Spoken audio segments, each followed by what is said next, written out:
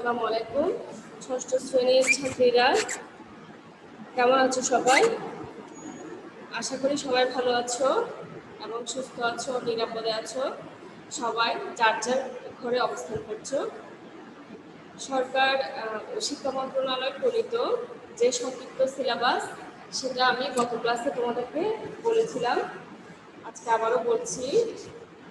তোমাদের যে সংক্ষিপ্ত সিলেবাস, সেখানে প্রথম অধ্যায়, দ্বিতীয় অধ্যায়, চতুর্থ অধ্যায়, ষষ্ঠ অধ্যায়, দ্বাদশ অধ্যায় এবং চতুর্দশ অধ্যায় রয়েছে। ঠিক আছে? তোমার নাম কি?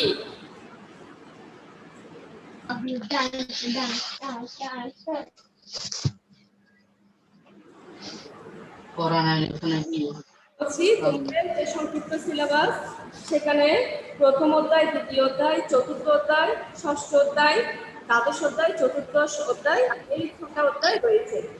আমরা ক্লাসে গৃহ ও গৃহ ব্যবস্থাপনা থেকে কি পড়েছিলাম? কথা বলবে না মেয়েরা কথা বলবে না।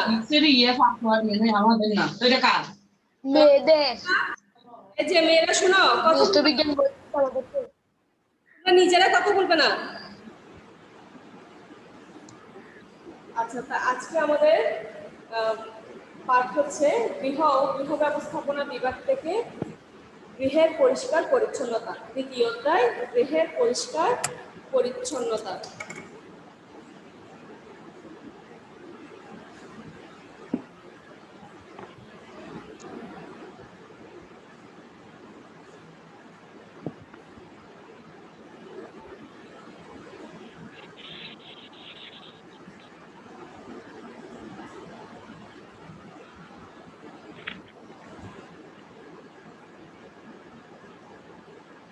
গৃহের পরিষ্কার পরিচ্ছন্নতা দেখতে পাচ্ছ? আচ্ছা, এখানে বোর্ডে তেমন কিছু নেই, আমি বই থেকেই পড়াবো। দ্বিতীয় অধ্যায়, পেজ নাম্বার 11। এটা হলো, সবাই আমার কথাগুলো মন দিয়ে শুনো। দ্বিতীয় অধ্যায়, গৃহের পরিষ্কার পরিচ্ছন্নতা। এই পাঠ শেষে আমরা গৃহ ও গৃহ পরিবেশ পরিষ্কার রাখার ধারণা ব্যাখ্যা করতে পারব। আচ্ছা, পাঠ এক, গৃহের অভ্যন্তরীণ স্থানের পরিচ্ছন্নতা। পাঠ এক হচ্ছে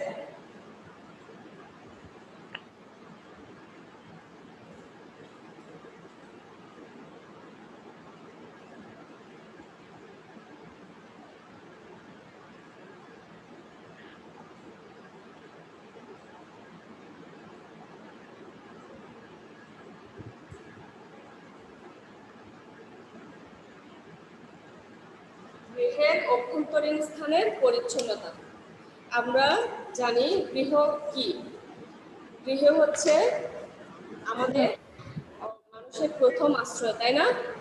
এই গৃহটাকে স্বাস্থ্যসম্মত একটা গৃহ যদি থাকে, তাহলে আমাদের শরীর মন দুটোই ভালো থাকে। গৃহকে সুন্দর, আকর্ষণীয় ও পরিষ্কার পরিচ্ছন্ন রাখতে গেলে, স্বাস্থ্যসম্মত রাখতে গেলে আমাদের কি করতে হবে? পরিষ্কার পরিচ্ছন্নতার বিষয়টা আমাদের খেয়াল করতে হবে, সেদিকে আমাদের নজর দিতে হবে। গৃহের অভ্যন্তরীণ পরিবেশ, বাহ্যিক পরিবেশ সবটাই আমাদের কি করতে হবে? পরিষ্কার পরিচ্ছন্ন রাখার বিষয়টা খেয়াল করতে হবে। তাহলে স্বাস্থ্যসম্মত একটা গৃহ আমরা পাবো। তাহলে অভ্যন্তরীণ স্থানের পরিষ্কার পরিচ্ছন্নতা। অভ্যন্তরীণ স্থানের পরিষ্কার পরিচ্ছন্নতা। প্রথমে আসি অভ্যন্তরীণ স্থানের পরিষ্কার পরিচ্ছন্নতা।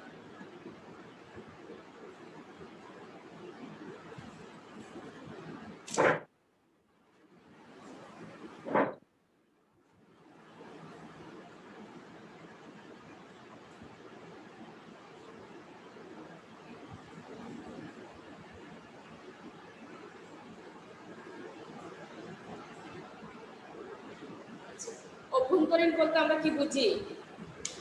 অভ্যন্তরীণ মানে কি?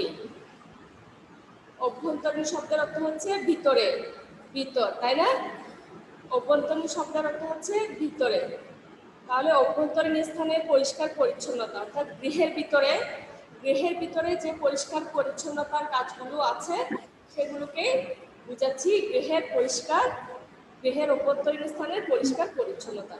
তাহলে আহসান হাবিব, এখন গার্হস্থ্যবিজ্ঞান ক্লাস হচ্ছে, তোমরা ডিসকানেক্ট হতে পারো। গার্হস্থ্যবিজ্ঞান ক্লাস এখন, ষষ্ঠ শ্রেণীর গার্হস্থ্যবিজ্ঞান ক্লাস, মেয়েরা থাকো।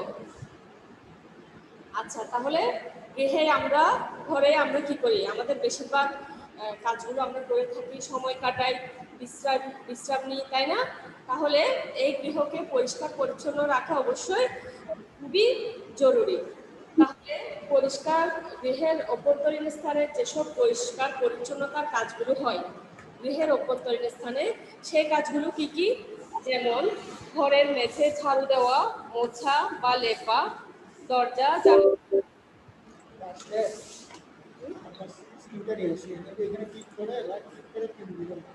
পিন দিলে কি হবে? ওরা কানেক্টে থাকবে না, এখানে থাকলে অসুবিধা নেই, তো দেখা যায়।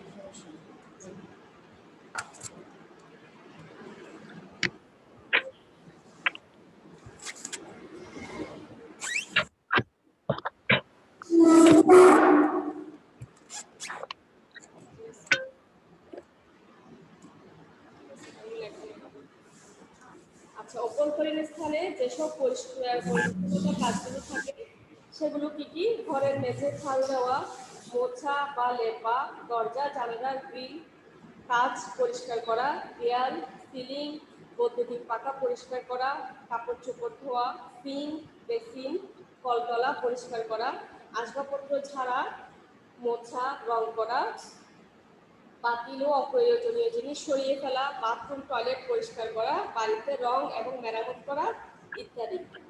আচ্ছা, এখানে অনেকগুলো কাজের কথা বললাম, গৃহের অভ্যন্তরে যে কাজগুলো হয় সেই কাজগুলোর কথা বললাম, কিন্তু এই সবগুলো কাজে কিন্তু আমাদের প্রতিদিন করতে হয় না, তাই কিছু কাজ আছে প্রতিদিন করতে হয়, আর কিছু কাজ আছে সাপ্তাহিক, মাসিক, বছরে একবার করলেও হয়। যেমন ঘরে রং করা, এই কাজটা আমাদের কি বছরে একবার করলেই এনাফ, তাই না? তাহলে সেই কাজগুলো কতদিনে করতে হয় সেই ধারণা অনুযায়ী সেইভাবে অভ্যন্তরীণ পরিষ্কার পরিচ্ছন্নতার কাজগুলোকে 3 ভাগে ভাগ করা যায় কাজের ধরন অনুযায়ী। যেমন সব কাজ প্রতিদিন করতে হয় না, সব কাজ কিছু কিছু কাজ আছে মাসে একবার করলে হয়, সপ্তাহে একবার করলে হয়, বছরে একবার করলে হয়। সেই কাজের ধরন অনুযায়ী কাজগুলোকে 3 ভাগে ভাগ করা যায়। কি কি?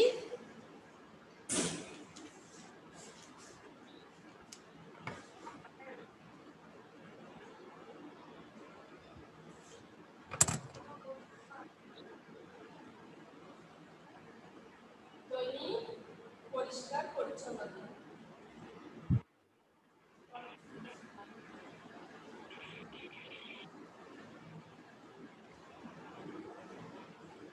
সাপ্তাহিক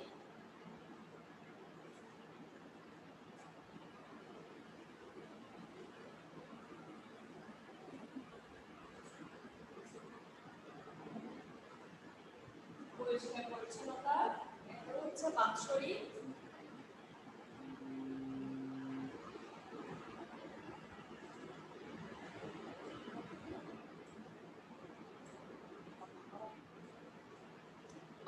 পরিষ্কার পরিচ্ছন্নতা 3 ভাগে ভাগ করা যায়। কাজের ধরন অনুযায়ী 3 ভাগে ভাগ করা যায় পরিষ্কার পরিচ্ছন্নতার কাজগুলো। তাও কি? অভ্যন্তরীণ কাজগুলো। একটা হচ্ছে দৈনিক পরিষ্কার পরিচ্ছন্নতা, 2 সাপ্তাহিক পরিষ্কার পরিচ্ছন্নতা, 3 বাৎসরিক পরিষ্কার পরিচ্ছন্নতা। আচ্ছা, দৈনিক পরিষ্কার পরিচ্ছন্নতার কাজগুলো কি কি? যেমন প্রতিদিন সব ঘর ঝাড়ু দেওয়া, মোছা, বা মাটির ঘর হলে সেটা লেপা, আসবাবপত্রের উপরিভাগ মোছা, তারপরে বিছানা গুছানো, বই খাতা গুছানো, রান্নাঘর ও অন্যান্য ঘরের দৈনন্দিন ব্যবহারের জিনিসপত্র পরিষ্কার করে গুছিয়ে রাখা, প্রতিদিনের ব্যবহার করা কাপড় ধুয়ে ফেলা, এছাড়া কলতলা বেসিন সিঙ্ক অর্থাৎ রান্নাঘরে যে থালা বাসন ধোয়ার জন্য যেটা থাকে বেসিনের মতো, সেটা হচ্ছে কি সিঙ্ক। গোসলখানা পায়খানা প্রতিদিন পরিষ্কার করতে হয়। প্রতিদিনের ময়লা আবর্জনা সরিয়ে ফেলাও দৈনিক পরিচ্ছন্নতার কি একটি অংশ। আচ্ছা, আর সাপ্তাহিক পরিষ্কার পরিচ্ছন্নতা কোনগুলো? যেমন বৈদ্যুতিক পাখা পরিষ্কার করা, ঘরের দেয়াল সিলিংয়ের ঝুলগুলো যে ময়লাগুলো হয় সেগুলো ছেড়ে ফেলা, তারপরে দরজা জানালার গ্রিল কাঁচ মুছে ফেলা, বৈদ্যুতিক পাখা পরিষ্কার করা বললাম, বিছানার চাদর, বালিশের কভার ধোয়া, রান্নাঘরের খাট গুছিয়ে রাখা, কার্পেট থাকলে তা ঝেড়ে ফেলা, এরপরে রোদে দেওয়া, ফ্রিজ থাকলে তার ভিতর ও বাহিরের পরিষ্কার করা ইত্যাদি সাপ্তাহিক পরিচ্ছন্নতার মধ্যে পড়ে। আর বাৎসরিক কাজগুলো হচ্ছে কি কি? আসবাবপত্র রং করা, তারপরে বড় বড় আসবাবপত্র সরিয়ে মেঝে পরিষ্কার করা, বাড়ি মেরামত ও চুনকাম করা, বাক্সে বা আলমারিতে যে কাপড়গুলো আমরা তুলে রাখি সেগুলো কি রোদে দেওয়া। এছাড়া কাচের বা কাঠের আলমারি বা বাক্সের তুলা, কাচের প্লেট, গ্লাস ইত্যাদি ধোয়া ও মোছা বাৎসরিক পরিচ্ছন্নতার মধ্যে পড়ে। আচ্ছা, তাহলে সবগুলো কাজের ধরন অনুযায়ী কাজগুলোকে 3 ভাগে ভাগ করা হয়েছে: দৈনন্দিন কাজ, সাপ্তাহিক, বাৎসরিক। এই কাজগুলো করার সময় করা কিছুটা কষ্টসাধ্য আছে কিছু কিছু কাজ, তাই বাড়ির সকলকে, ছোট বড় অনেক সদস্যই আছে, সবার উচিত এখানে এগিয়ে আসা, যার যার বয়স, সামর্থ্য, শক্তি অনুযায়ী কাজে অংশগ্রহণ করা। ছোটদেরকে ছোট ছোট কাজগুলো করতে হবে, তাহলে তারা দায়িত্বশীল হতে শিখবে, সচেতন হবে, কিভাবে কাজগুলো করতে হয় সেটাও শিখবে। সর্বোপরি যেটা হবে সেটা হলো তারা দায়িত্ব নিতে শিখবে এবং সচেতন হবে। আচ্ছা, এই গৃহ পরিষ্কার পরিচ্ছন্ন রাখার জন্য কিছু সামগ্রী রয়েছে না? সামগ্রীগুলো কি কি?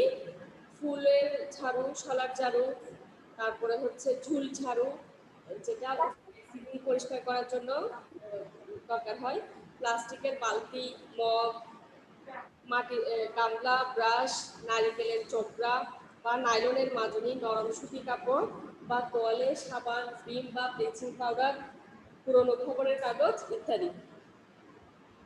এগুলো দিয়ে আমরা গৃহের অভ্যন্তরীণ যে পরিষ্কার পরিচ্ছন্নতার কাজ রয়েছে সেগুলো সারাতে পারি। ঠিক আছে, তাহলে পার্ট 1 গৃহের অভ্যন্তরীণ পরিষ্কার পরিচ্ছন্নতা। এটার জন্য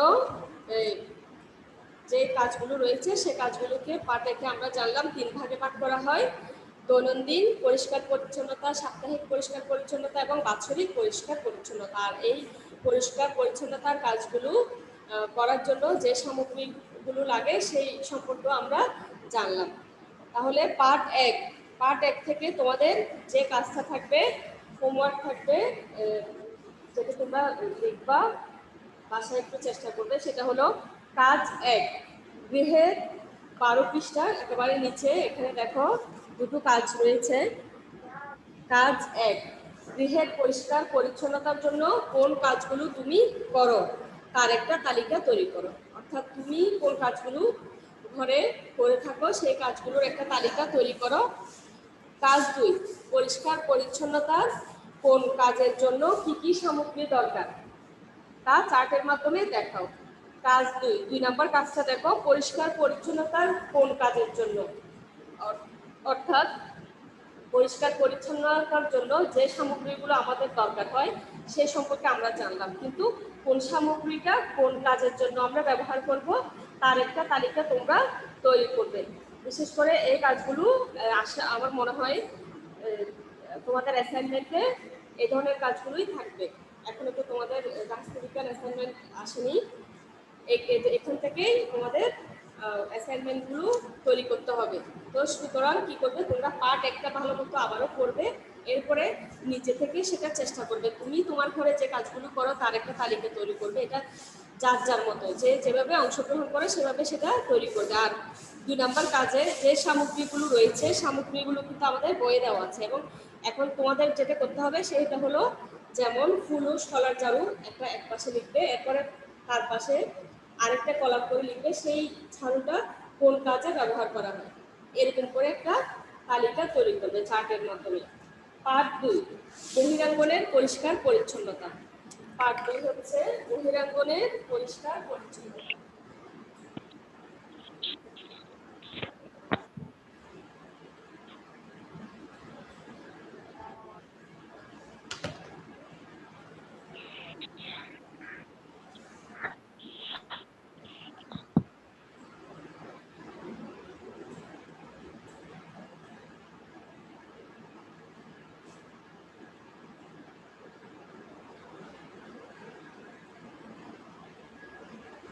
বহিরাঙ্গনের পরিষ্কার পরিচ্ছন্নতা। গৃহের বাইরের যে পরিবেশ,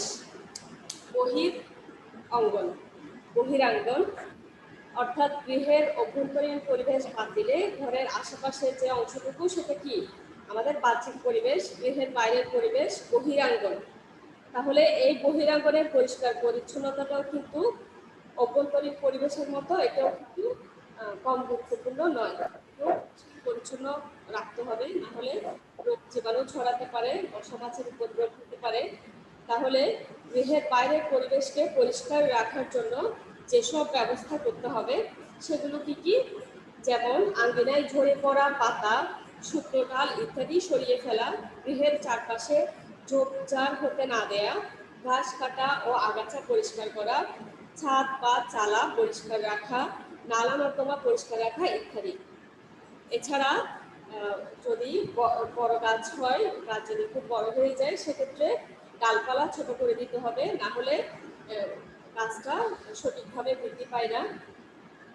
এছাড়া গাছের ডালপালাগুলো কেটে দিলে বাড়ি ঘরে কি হয়, সূর্যের আলোটা প্রবেশ করতে পারে। এই জন্য বছরে একবার গাছের ডালপালা কেটে দেওয়া প্রয়োজন। তারপরে ঘরের ছাদে যেন পানি জমে না থাকে সেদিকেও খেয়াল করতে হবে, না হলে ছাদে পানি জমে ঘরের দেয়াল সিলিং স্যাঁতসেঁতে হলে তা অস্বাস্থ্যকর পরিবেশ তৈরি করে। তারপর টিনের চালা ফুটো থাকলে তা মেরামত করে নিতে হবে, প্রয়োজনে নতুন টিন লাগাতে হবে। শহরাঞ্চলে নালা নর্দমার সাহায্যে বাড়ির ময়লা পানি তরল বর্জ্য পদার্থ বের হয়ে মাটির নিচের বড় পাইপে গিয়ে পড়ে। নালা নর্দমার উপরিভাগ খোলা থাকলে এগুলো পরিষ্কার করতে হবে। বাড়ির আবর্জনা, পলিথিনের ব্যাগ এগুলো কি করতে হবে, নালায় না ফেলে যথাযথ স্থানে সেটা ফেলতে হবে।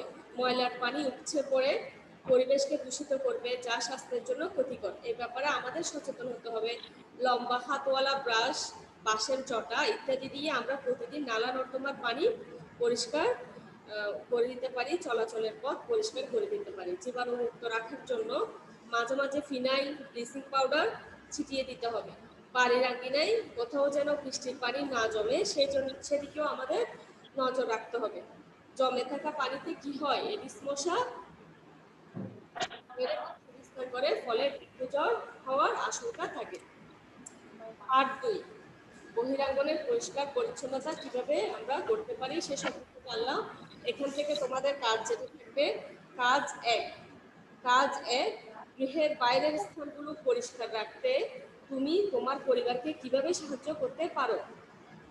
ঠিক আছে, এটা নিজের ভাষায় এই কাজটা তোমরা করবে। গৃহের বাইরের স্থানগুলো পরিষ্কার রাখতে তুমি তোমার পরিবারকে কিভাবে সাহায্য করতে পারো। তাহলে পার্ট 1 থেকে হচ্ছে কাজ 1 আর 2, পার্ট 2 থেকে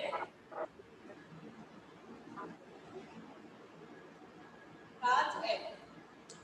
এগুলো তোমরা তোমাদের নিজেদের মতো করে লিখবে। পার্ট 1 থেকে কাজ 1 আর 2, পার্ট 2 থেকে কাজ 1।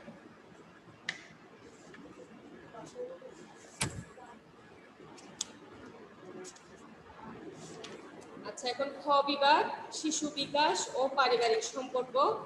এখান থেকে চতুর্থ অধ্যায়টাও তোমাদের সিলেবাসে রয়েছে। এখানে আসো।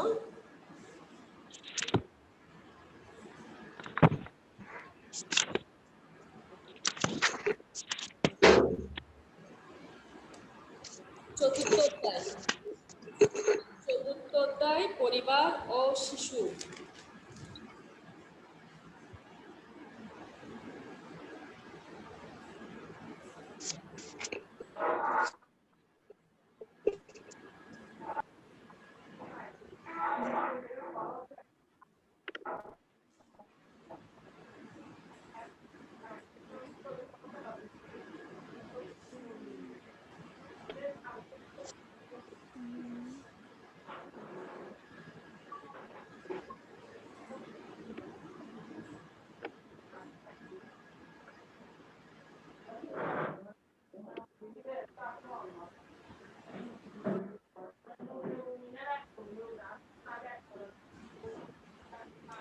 চতুর্থ পরিবার ও শিশু, পার্ট 1।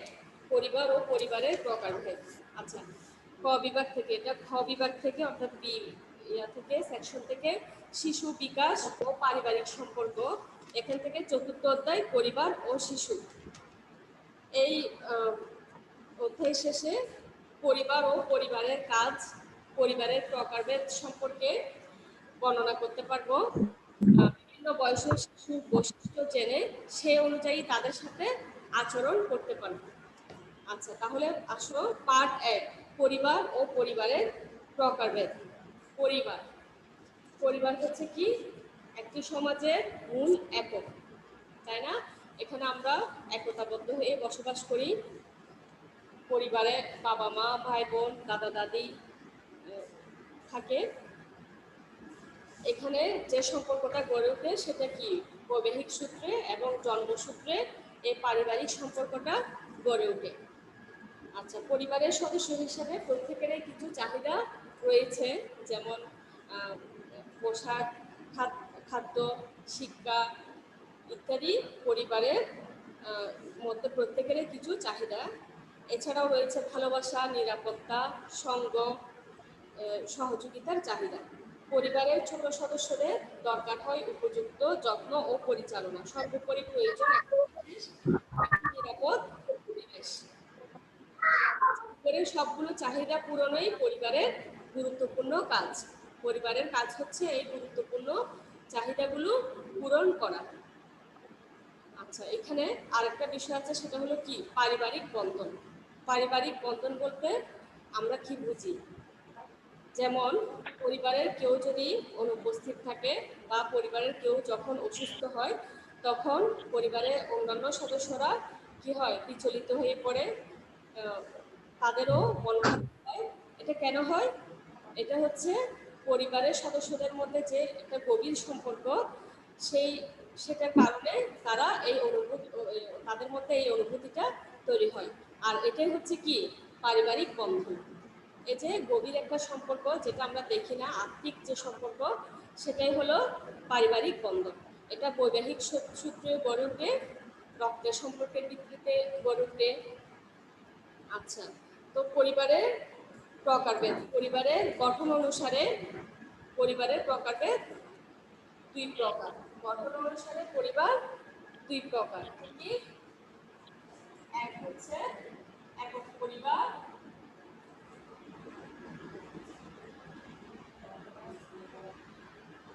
যৌথ পরিবার।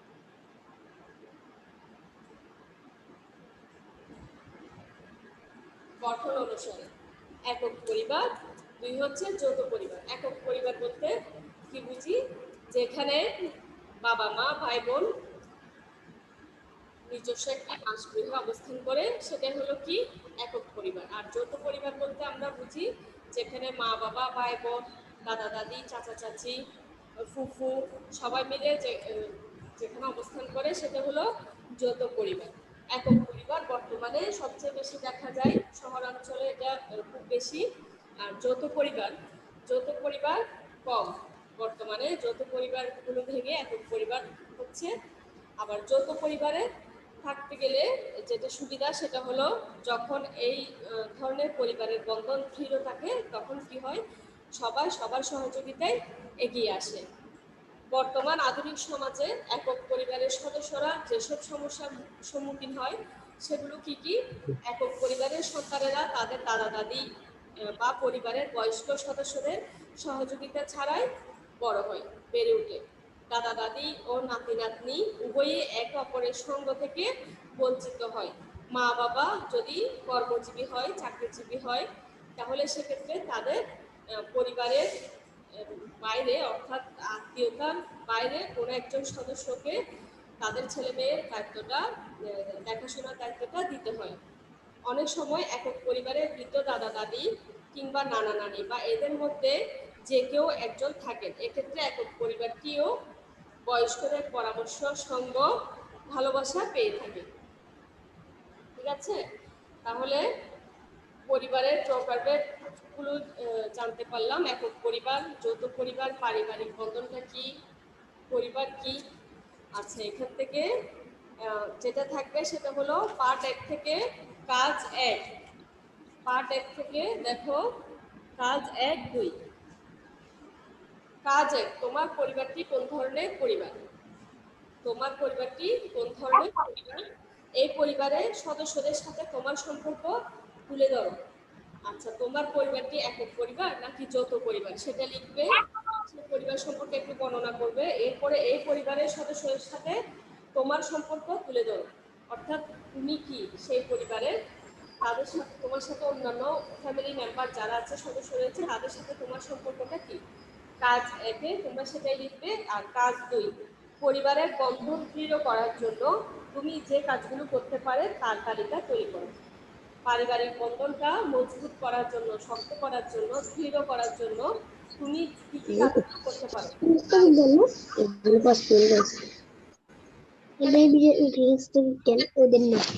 পার্ট 1 থেকে দুটো কাজ করবে। এটা হলো পার্ট 1 থেকে কাজ 1, 2, পার্ট 2 থেকে কাজ 1। এটা হচ্ছে দ্বিতীয় অধ্যায় থেকে, ঠিক আছে। আর চতুর্থ অধ্যায় থেকে যেটা করবে,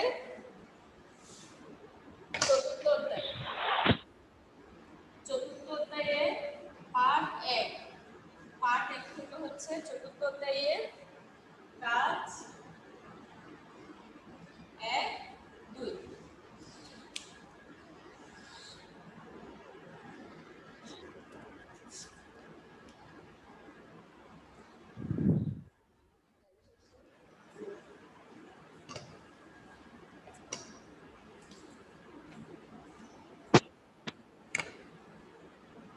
আচ্ছা, বাকি অংশটা পার্ট 2, চতুর্থ অধ্যায়ের পার্ট 2, 1 বাদ দিয়ে 1, 2, 3, 4 বাকি পার্টগুলো আমরা পরবর্তী ক্লাসে আলোচনা করব। সময় স্বল্পতার কারণে আজকে এখানেই শেষ করতে হচ্ছে। তাহলে তোমরা কাজগুলো অবশ্যই করবে। অ্যাসাইনমেন্টে তোমাদের এই কাজগুলো থাকতে পারে। দ্বিতীয় অধ্যায় থেকে আবারও বলছি, দ্বিতীয় অধ্যায় থেকে দ্বিতীয় অধ্যায়ে পার্ট 1 থেকে কাজ 1, 2, পার্ট 2 থেকে কাজ 1, আর চতুর্থ অধ্যায়ের পার্ট 1 থেকে কাজ 1, 2 এগুলো তোমরা লিখবে বাসায়। আর অ্যাসাইনমেন্টগুলো তোমাদের যতটুকু পেজ দেওয়া হয়েছে তার মতো তোমরা শেষ করবে, অতিরিক্ত কোনো পেজ নেবে না। আর যথাযথ সময়ে প্রতি মঙ্গলবার এসে সেটা জমা দিতে হবে এবং নিতে হবে। এই কাজগুলো তোমরা সুন্দর মতো করবে। আর অ্যাসাইনমেন্টগুলো লেখার আগে অবশ্যই অন্য একটা খাতায় সেটা লিখে প্র্যাকটিস করে সুন্দর মতো সব ঠিক আছে কিনা চেক করে তারপরে ফাইনালি স্কুল থেকে যে খাতাটা তোমাদের দেওয়া হয়েছে সেই খাতায় তুলবে। ধন্যবাদ সবাইকে। সবাই ভালো থাকো, সুস্থ থাকো। আল্লাহ হাফেজ।